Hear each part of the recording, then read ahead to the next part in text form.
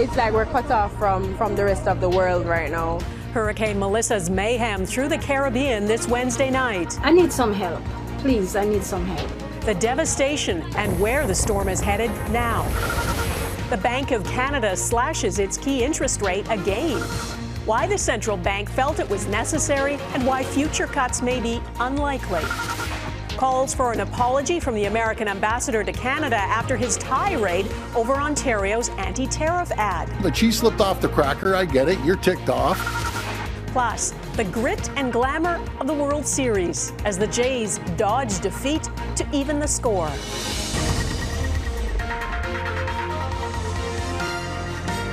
Global National with Donna Friesen. Good evening and thanks for joining us. The most intense hurricane to hit Jamaica since records began has left a trail of devastation across the region. Now a Category 1 hurricane. It is heading to the Bahamas, and the islands it's already ravaged are dealing with disasters. In Haiti, the hurricane dumped such heavy rain there is extensive flooding across the country. At least 25 people there have died and others are missing. One death has also been confirmed in the Dominican Republic. And it barreled through Cuba overnight, causing widespread damage there. Jamaica's leader posted these aerials of the devastation in his country. 8 deaths have been confirmed, and much of Jamaica is without power and difficult to access. Jackson Proskow has our top story tonight. Jamaicans awoke to devastation. Homes are gone, hospitals flooded, the landscape forever changed. A lot of my friends' house is gone. Nice home. In Black River, where the storm made landfall, there is catastrophic damage. Yesterday it was very windy, scary. We have to run all the way up to my daughter and my next daughter home for safety. 77% of the island is now without power. Communications have largely been cut off, leaving officials with little sense of who may be missing or who may need help. At the moment, what we're seeing in preliminary assessments is a country that's been devastated to levels never seen before. Hurricane Melissa roared onto the island as one of the most powerful Atlantic hurricanes on record. It's terrible. The wind, it was violent. It was terrible. Though the worst missed the capital of Kingston, wicked winds tore across the western part of the island, while torrential rains caused flash flooding in the mountains. It was terrifying for me and my child. The water level reached me to my waist. I was stuck in my house. They had to break into my home to save me. The storm then sliced through Montego Bay, a popular destination for tourists. You can see that it's a little bit of a waterfall in here right now. In Haiti, Melissa's torrential rains turned deadly as a swollen river burst its banks. The storm then made a second landfall early Wednesday in Cuba, losing some strength but still delivering a wallop as a Category 4. Now Melissa is taking aim at the Bahamas after leaving behind a trail of destruction that will scar these island nations for years. Jackson Proskow, Global News, Washington. There have been no Canadians reported among the dead. According to the federal government, it is sending $8 million to the UN for hurricane relief in Jamaica and Cuba. Both the Bank of Canada and the U.S. Federal Reserve cut their key interest rates today, seeking to shore up their economies in a time of turbulence. The Bank of Canada rate dropped by a quarter point to 2.25%. That will offer some relief to Canadian families seeking to renew mortgages, but the bank's governor signals this could be the end of rate drops for a while as the economy copes with the impact of what the U.S. president is doing. And Gaviola reports. The world's largest economy, Canada's most important trading partner, has gone rogue under U.S. President Donald Trump. Tariffs and uncertainty have inflicted lasting structural damage. The U.S. has swerved to protectionism. It's harder to do business with the United States. That has destroyed some of the capacity in this country, prompting the Bank of Canada to cut its benchmark interest rate for the 4th time this year. But monetary policy is a blunt instrument. It can't target specific troubled sectors, aluminum, steel, auto. Can't help companies find new markets or reconfigure supply chains. And unless we change some other things, our standard of living as a country, Canadians, is going to be lower than it otherwise would have been. It can ease the financial burden of carrying variable rate debt. Welcome news for the record number of Canadians up for a mortgage renewal this year and next. Every 0.25% decrease equals to about $15 in monthly payments for every $100,000 borrowed. Though real estate experts don't think this is enough to get people waiting on the sidelines to spur a muted housing market. I still think it's a scary time for most Canadians to purchase a home and take on a lot of debt. But this monetary stimulus may stoke an economy weakened by the trade war in other ways. Consumers will show up at the grocery store with more money in their pockets. It's not likely to put a lid on ever-increasing food prices, though. The tariff regime is impacting the entire world, and the Trump approach is basically making everything more expensive, including food. And after pausing forecasts earlier this year due to unprecedented uncertainty, Canada's central bank has resumed sharing its projections, suggesting a scenario where rising inflation is offset by a weaker economy, leading to speculation that a rate cut in December may be off the table. Donna? Okay, and Gaviola in Toronto, thank you. Prime Minister Mark Carney had dinner today with the U.S. president in South Korea, a dinner hosted by the South Korean president. They sat across from each other at the table. Both are attending the Asia-Pacific Economic Cooperation Summit. It is the first time they've been in the same room since Donald Trump abruptly scrapped trade talks last week and threatened Canada with more tariffs. Mackenzie Gray is traveling with the Prime Minister and reports on how that dinner went. No matter how far from home, reminders of the trade war seem to follow Mark Carney. Air Force One looming over the Prime Minister when he arrived in South Korea. Nice to see you again. Carney whisked from the airport straight to a dinner the Koreans put on in honor of U.S. President Donald Trump. You rolled out a red carpet that was a very good red carpet, a beautiful red carpet. The president had posted online that he didn't come to South Korea to talk with Canada. But at the table of 8 world leaders, Carney and Trump were seated across from each other and shared a toast with the Prime Minister complimenting the president's meetings in Asia. The ASEAN line is very well. Japan. That was a great meeting. They're all great. This was a great meeting. We had a fantastic. That small talk, the first time the pair spoke since Trump called off trade talks. How was dinner, Prime Minister? You chat with the president at all, sir? Very good. I had a very good conversation with all the presidents. The contents of that conversation, including if Carney and Trump discussed Canadian trade, not clear, with the Prime Minister's office providing no additional details. The president did rationalize why he tariffed every country he was dining with. Properly used tariffs, very properly used. And other countries, as you know, have used them against us, but we never chose to use them very much, and we should have.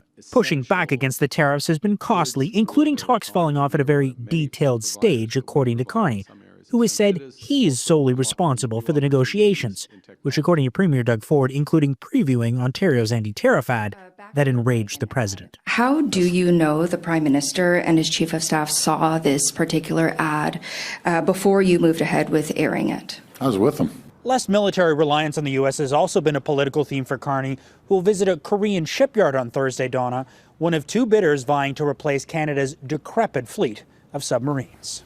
All right, Mackenzie Gray in South Korea, thank you. South Korea has succeeded where Canada has not. It's reached a framework for a trade deal with the U.S. South Korea will invest $200 billion in the U.S. up front and phase in another $150 billion for American shipbuilding operations. In exchange, the U.S. will lower tariffs on South Korea's auto exports.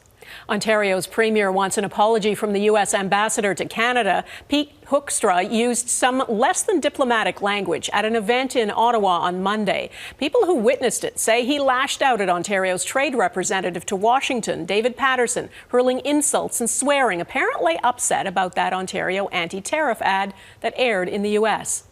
It's unbecoming of an ambassador. I've never heard of this in my entire life. Pete, you got to call Dave up and apologize. It's simple. You know, the cheese slipped off the cracker. I get it. You're ticked off. But call the guy up because you're a good guy, and Dave's my champion. Ford continues to defend the ad, which he says got over 1 billion impressions. And in the face of Trump's trade war, Ford says he refuses to sit back and roll over like every other person in the world. Canada's finance minister has revealed new details about one of the federal government's priorities in next week's budget. Budget 2025 will provide sustained funding to advance equality and inclusion across Canada. This serious long-term commitment will ensure constant progress towards equality and safety for women, for girls, and for 2S LGBTQI+ people. We will have special coverage of the first federal budget of the Carney government on November 4th, right here on Global. Alberta teachers are back at work, but the provincial government could soon face an even bigger labor problem. The government chose to use the notwithstanding clause to impose a contract on teachers and restrict their right to strike. Because of that, a coalition of Alberta unions are talking about organizing a general strike. Heather Yourex-West reports on the next chapter in the showdown.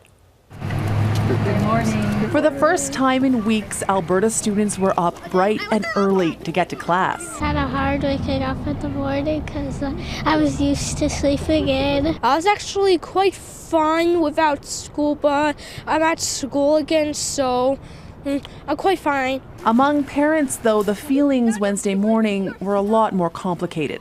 I'm happy that my kids are going back to school, but I'm not happy with how the government has done this. Yeah. Right? They've violated our charter rights, and it shouldn't be happening. It's not right that they're being forced back through all this. Like, they were asking for, I think, what were some important things for our future, and it's just not happening. Alberta's teachers' strike coming to an end, not because of a negotiated settlement, but because a previously rejected contract was legislatively imposed.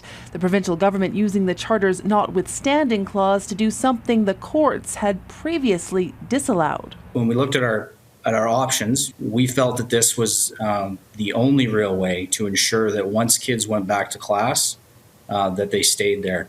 But a coalition of Alberta unions representing more than 350,000 workers are vowing to pick up the teachers' fight. We will begin the process of organizing towards a potential general strike in Alberta. Over the coming months, the group says participating unions will seek a mandate to strike from their members. Polling conducted before the back-to-work legislation was passed suggested public support was firmly on the teachers' side. Surveys by both Leger and Angus Reid conducted in early October both found around 2/3 of Albertans saying they either supported teachers, as asked by Leger, or sympathized with teachers, as asked by Angus Reid. The question now, if those unionized Albertans are willing to take that support and put their own livelihoods on the line. Heather Yourex-West, Global News, Calgary. The Ukrainian-Canadian Congress calls it a shocking revelation. Coming up, the questions about how some rifles produced in Quebec ended up in the hands of Russian troops.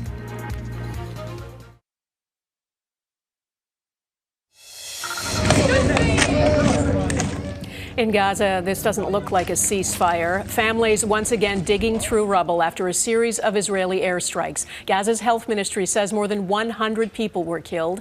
The UN Human Rights Office described the attacks as appalling and called on all parties to follow the ceasefire. Israel says it acted after Palestinian militants killed a soldier who was buried today. Hamas has denied responsibility. After those airstrikes, Israel said it will again abide by the ceasefire. Global News has learned Canadian-made sniper rifles are being used by Russians on the battlefield in Ukraine. The expensive and high-quality firearms are produced by a company in Quebec. The owner claims he doesn't sell guns to Russia and isn't sure how they ended up there. As Jeff Semple reports, the Canadian government says it is looking into it.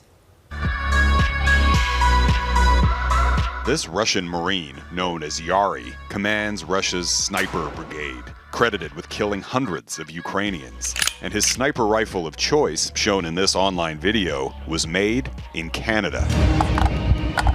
The gun was produced by Cadex Defense, a weapons manufacturer south of Montreal. The company specializes in high-end, high-precision rifles, capable of striking targets more than 3,500 meters away. Its rifles appear in numerous online posts in the hands of Russian soldiers. My reaction is shock. This Russian-Canadian journalist showed us posts from Russian soldiers praising the gun's accuracy. They are using that on kind of everyday basis, and they are posing with that. They are making comments about that. A Global Affairs Canada spokesperson suggested the weapons might have been stolen from Ukrainian soldiers killed in battle. But videos show Cadex rifles on display at this Moscow gun show. And in this ad, being sold by a Russian gun store. This Russian customs document lists 10 Kydex rifles with their serial numbers imported in 2023, the same year Canada banned exports of weapons to Russia. Any violations of our Import and Export Act, Permits Act, will be taken extremely seriously. The owner of Kydex, pictured at a firearms convention with Donald Trump Jr., refused our request for a TV interview, but said his company does not export to Russia. He said the weapons were sold to a purchaser in the United States. He wouldn't say which company, but said he stopped selling to them and reported them to the authorities. There's almost no investigation into those who are violating these sanctions. This Russian journalist in exile says Russian-made sniper rifles are poor quality, and so the military often uses foreign firearms. They're typically sold first to countries in Russia's economic customs union. For example, some Canadian Kydex weapons were sold to an American gun store in Colorado, which then exported them to Kazakhstan. And this is the, I think, the biggest channel, how these firearms are ending up in Russia. But in Canada, the US, and the EU, there have been almost no arrests and little firearms sanctions enforcement. The Western rifles continue to flow into the hands of Russians used to kill Ukrainians. Jeff Semple, Global News, Toronto. Ahead, arrests in the Louvre heist, but where are those precious crown jewels?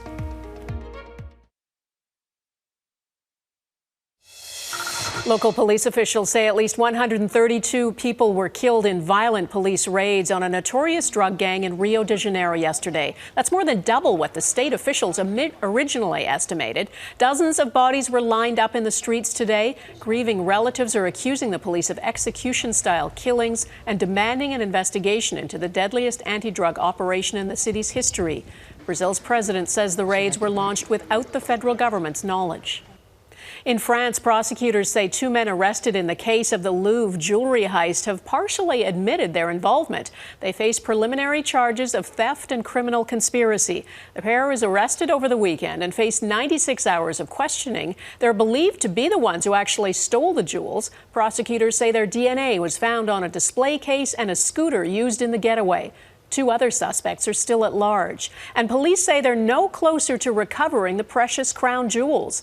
Paris's top police officer today acknowledged major gaps in the museum's security. Part of its video network is so old it is still analog, and a lapse in paperwork meant the Louvre's authorization to operate its security cameras expired in July and wasn't renewed.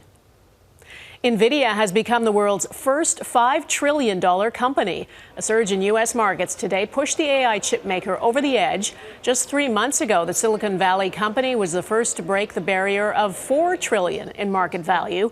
Appetite for NVIDIA's chips, seen as the most cutting edge in powering artificial intelligence, has rapidly increased the company's stock price.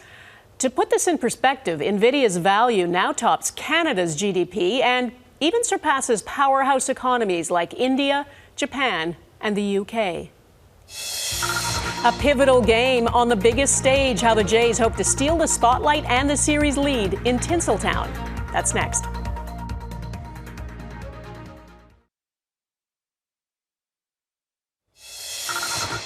There are now 100 days to go until the 2026 Winter Olympics in Italy. It will be 12 years since NHL players last competed in the Games, and Canadian hockey stars like Sidney Crosby say they are looking forward to it. You know, personally, I think I'm just grateful for the opportunity to be able to do it again, and would love to be able to win again. It was back in 2014 that Crosby served as Canada's captain, leading the team to back-to-back Olympic gold medals. Canada's first game in this Olympics is February 12th against Czechia.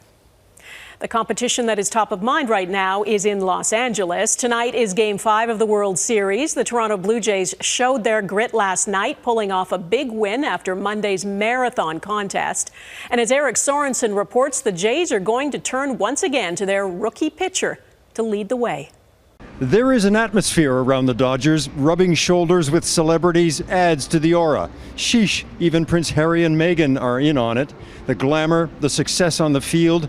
Visiting Canadians seek out the iconic images themselves while rooting for the Blue Jays.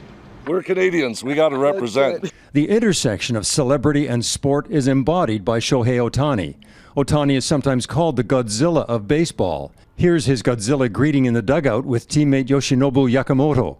So when he took the mound to pitch after his historic hitting performance the night before, you could sense the confidence in Dodger Stadium. Until Hollywood North's own sports icon cracked a 2-run homer. Vladimir Guerrero Jr. starting a Blue Jays comeback and seizing momentum from the defending world champions. After last night and kind of all the recognition that went into Shohei individually, and he's on the mound today, it's a huge swing from Vlad. The swing from Vlad was game changer. When the game ended, Jays fans who were despondent 18 hours earlier had a whole new outlook on life.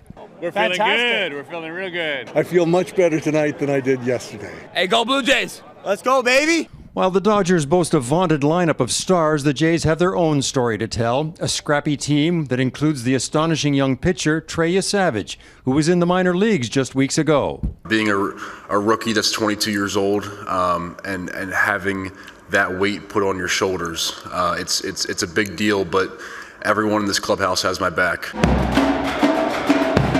The Dodgers may be the darlings of celebrities and odds makers, but the Blue Jays look to flip the script with their own Hollywood ending. The Dodgers and their fans had hoped, some maybe even expected, to win the World Series here at home in LA. That won't happen now. Because it's tied 2-2, it will go to a Game 6 at least in Toronto on Friday. But first, a pivotal Game 5 tonight here in Los Angeles. Donna. All right, Eric Sorensen at the World Series in LA, thanks. That is Global National for this Wednesday. I'm Donna Friesen. Tonight's Air Canada showcases Princeton, BC, Winnipeg, Manitoba, and Little Bay, Newfoundland and Labrador. Please keep them coming. Send your pictures to globalnational@globalnews.ca. And thanks for watching. Hope to see you here again tomorrow. Bye-bye.